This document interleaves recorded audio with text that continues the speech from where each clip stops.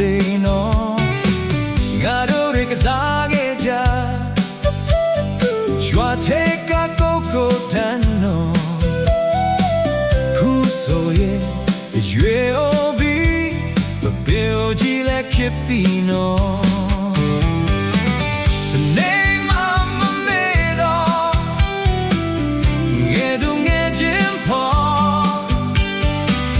အခုဆိုရင်ဝေးကိုသွားလို့ပညာရှာပြီးပြာရှာပြီးပြန်ခဲ့တော့ဝါလုံးလေးကိုဝိုင်းဝိုင်းမရတဲ့ကိုမင်းဘဝကလည်းလည်းပြောတကယ်ပဲတော့သူငယ်ချင်းတွေကရွာကိုပြလို့မျိုးမပြောအချိန်တိုင်းပြော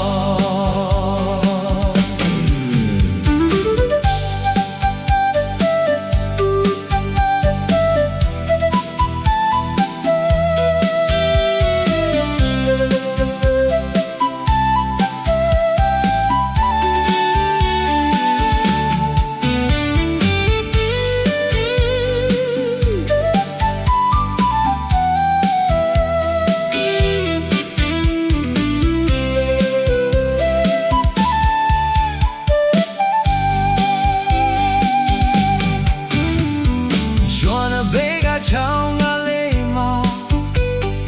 လေကလေးနဲ့သူပြောပြောငယ်ချင်းတွေချောင်းတွေကကိုကိုတန်းလေးသသေးနော်နာတို့တွေကစားခဲ့ကြရွာထိပ်ကကိုကိုတန်းနော်ခုဆိုရင်အရွယ်ကိုအပင်ကိုကြည့်လက်ဖြစ်ခဲ့ပြီနော်နေမမမေးတော့ငယ်သူငယ်ချင်းပေါ်အခုဆိုရင်မျိုးကိုသွားလို့ပြန်ရှာပြီးပြန်ခဲ့နော်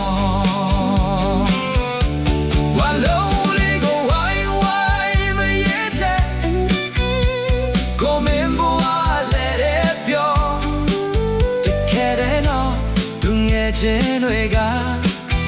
ရွာကိုပြလို့မျိုးမပြောအချိန်တိုင်းပြော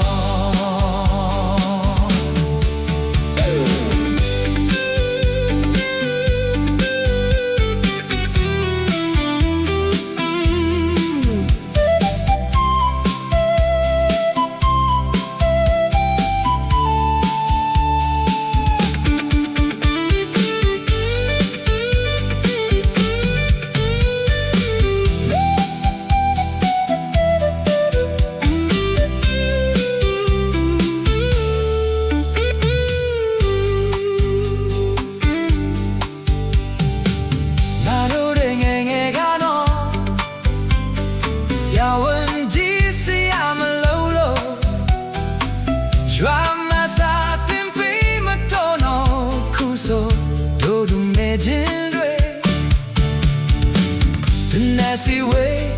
ဖြစ်ရသော